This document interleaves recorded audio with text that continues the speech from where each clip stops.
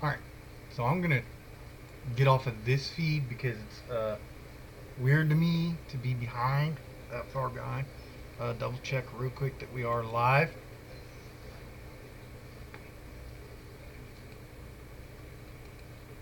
Alright, so we are live.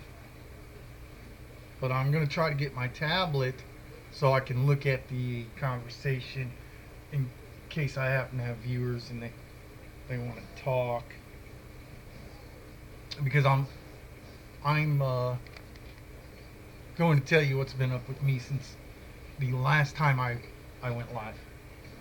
So first things first, telling me it can't connect to the Wi-Fi.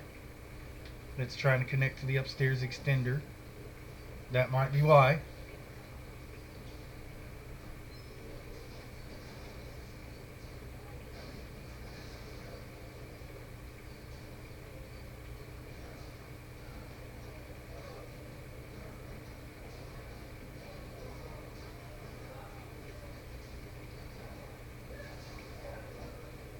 Now it says connected with no internet.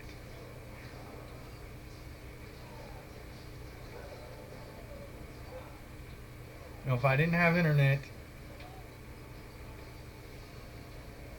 Caleb wouldn't be online in there.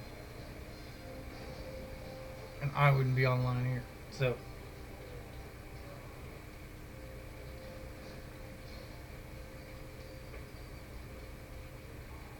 alright, well, apparently this tablet here does not know what having internet is, so I'm not going to worry about it.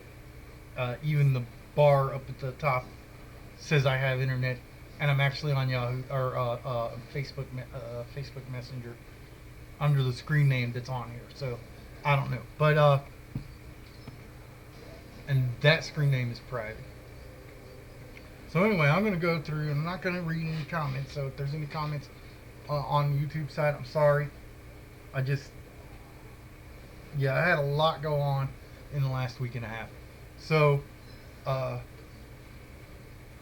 2 weeks ago today, no, 2 weeks ago Friday, which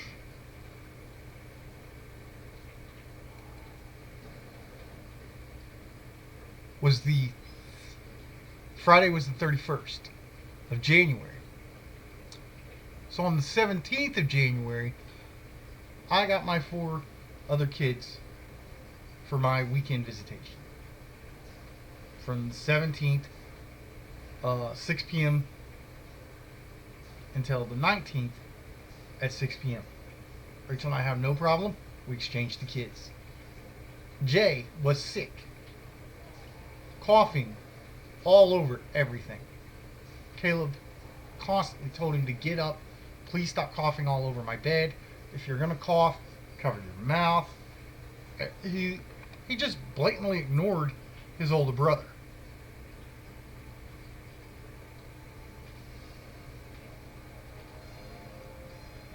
So by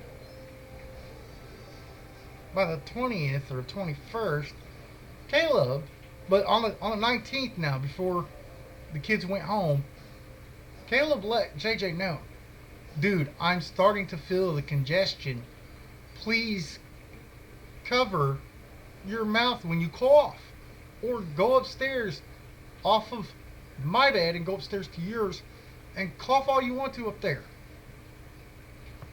I'm not sick, or no, I don't have to do that. Whatever it was, whatever the case may be. And Caleb got sick. 20th, 21st. Now I'm one to hardly ever get sick. I say that. By the 23rd or 24th, I started getting the congestion. But I was taking NyQuil and I was taking Hall's cough drops. That's all we had as far as medicine in the house. Knowing that I could not get sick, I was starting a job on the 27th.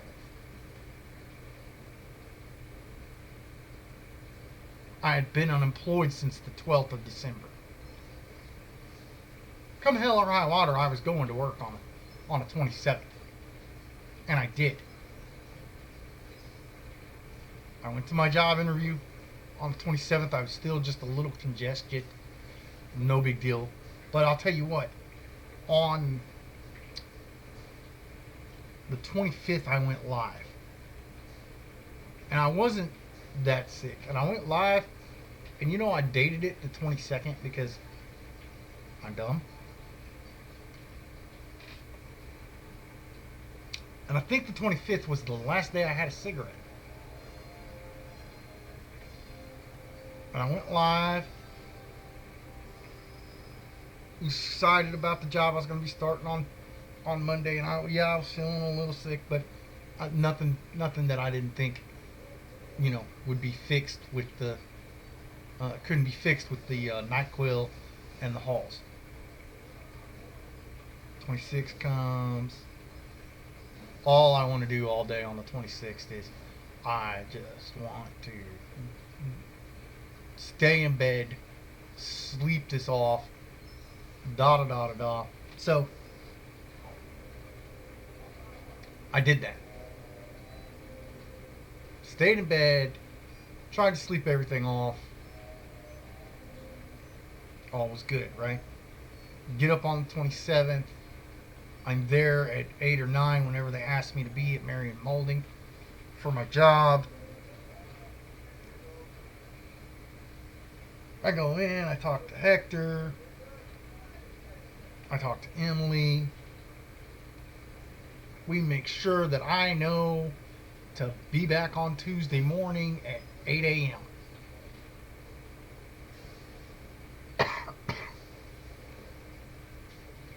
Tuesday morning, the 28th, I worked from 8 to 11. Everybody knew when I came in on Monday that I was, not feeling good, congested. By Tuesday, they could tell that I was severely sick. Well, like I told them, I need my job. I'm not calling out on my first day. Not going to call out on my second day. On the third day, I had no choice. On the so I went to work Wednesday night, the 29th, and I worked the entire 8-hour shift. And me and my direct supervisor, he kept, oh man, I don't know what's wrong, dude, but you're just slow, blah blah blah. I'm thinking to myself, and I repeatedly told him, dude, I don't feel good. I'm sick. I've made this. But his direct boss was like, hey, John, man, I understand you're not feeling good. Let me help you out. Pick it up a little bit. Okay. But when he would walk away, my direct supervisor was just, yeah. And he got into a fight with another guy and took it out on me, basically. But you know what? I stuck to it. And I got off at 11:35 or 11:40. I came home. I went to bed that night. I slept until about 8 o'clock. 8 o'clock, I get up and it's hitting me. I've got to throw up, which is a normal thing since about the 26th. Get up about 8 or 9 in the morning, go spit up a half ton of mucus, throw up mucus, whatever you want to call it, into the toilet. But on the 30th, Thursday the 30th, at 8 o'clock when I got up, I went in there and I coughed up both lungs and all kinds of mucus and blood. Now, I didn't literally cough up my lungs, but that's, oh man. And I could barely, my chest was pounded. It hurt. It hurt really bad. So I ran downstairs after I able to compose myself. And I told Caleb, come on, dude. We're sick and we're fighting a losing battle. I'm now throwing up blood and mucus. And he was like, okay, well, I've been feeling better. That's great, dude. Something's wrong with your dad. But it scared him. Caleb actually thought I was going to die. So I go to my immediate doctor here in Sulligent, Alabama, and my doctor says, whoa, John, if you're throwing up blood, I'm not going to see you, man. You just take you and your son, and you guys go on to Winfield, to the ER. I said, for real? And they were like, yeah, because We can't handle that here. So I get to the ER, and it's about 9 o'clock. I mean, I literally got up at 8:15, was throwing up blood. By 8:30, I was at my local doctor or his office, and by 30 minutes after that, about 9 o'clock, I'm standing in the ER, and they've got me back in a room, and that doctor comes in. They took some blood. Um, took some blood samples, urine sample. Um, took me to a CAT scan, and that doctor comes in about 9:15, 9:20, like literally within the first 30 minutes of me being there, and jumps down my throat and my face about being an alcoholic. Now, I'll admit I was a smoker. I quit January 25th, 2020.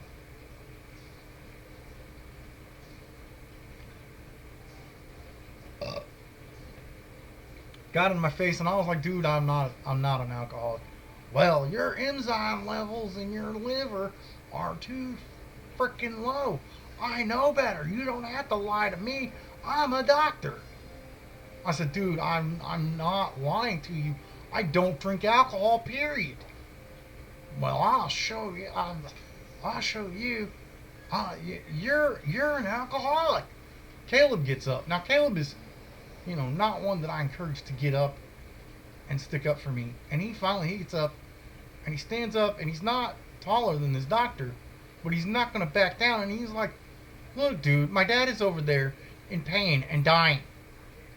And you're getting in his and basically told him, you're getting in his face about being an alcoholic. And I've known my dad for 18 years. And if there's one thing my dad wouldn't lie about, and that's being an alcoholic. My dad is, as far as I know, has never drank alcohol. And I've known my dad for 18 years. And he looks over at Caleb, and Caleb hasn't sat down yet. And he goes, well, we'll see about that.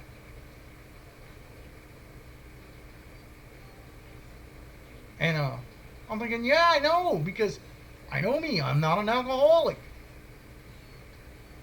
Bullshit is what it was. So, anyway, he finally gets out of my face. Thank you, Caleb, for sticking up for your dad there. And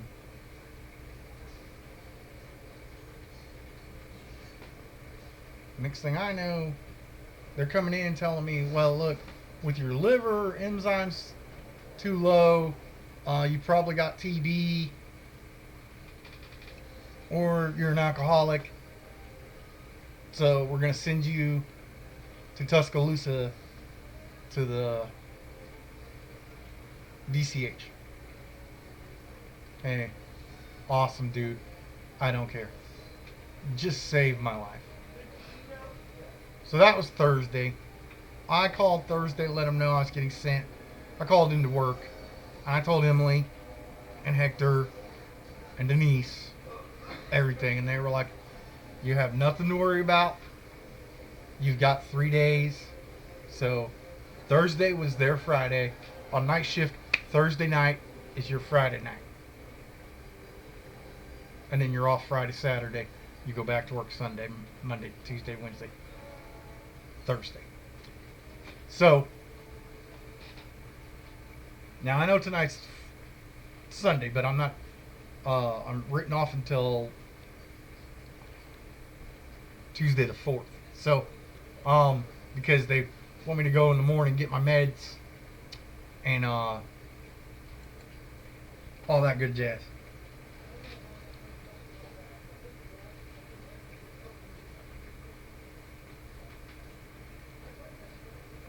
So I'm like, okay.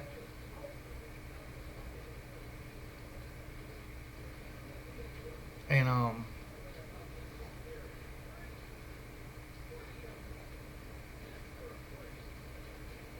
while I'm there in the hospital, Thursday and Friday,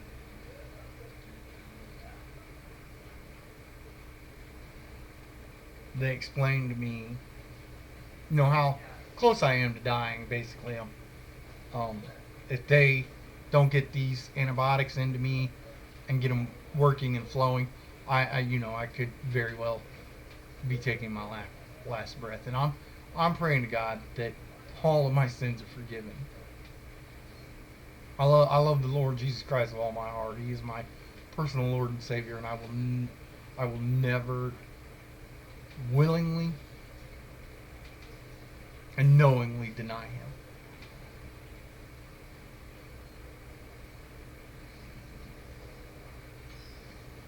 I will never blame Him for what happened this past week and a half, 2 weeks. It's not God's fault. I was sent a trial, a tribulation, and given a wake-up call and a warning. And I plan on taking that warning to the full extent of my life. So, with that being said,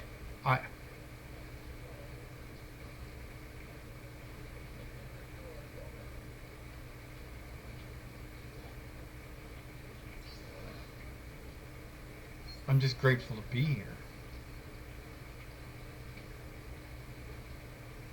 It's not hard or emotional like I'm gonna bawl down and break down and bawl and cry and crap. But it was very surreal and very scary. So I'm gonna finish eating here.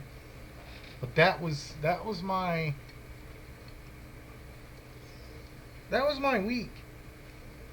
In the meantime, I've got guys that are trying to help me out in Program Pro Board, and guys that are wanting tech support, and I'm just wanting to die.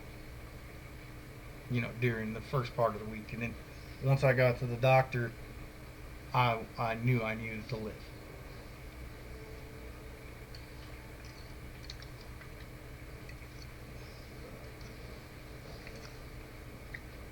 And don't get me wrong, it wasn't like I was wanting to die and kill myself. It was just like I felt like all of the effort that I was putting in trying to keep, from getting sick, just failed. So, yeah, but God gave me a good wake up call this week. Um, while I laid in bed and could barely move, I did manage to watch the Royal Rumble. And thought that was pretty cool. I slept through a lot of it, so I am glad to see that Roman Reigns beat King Corbin.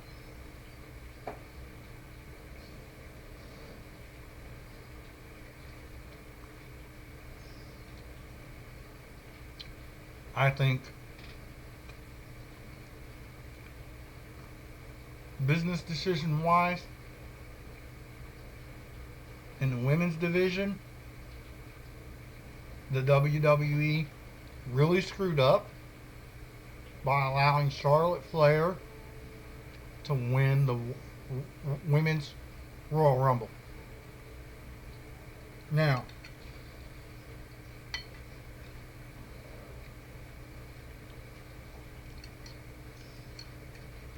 I'm glad to see um,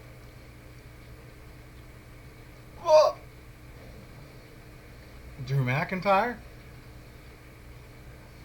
win the men's Royal Rumble.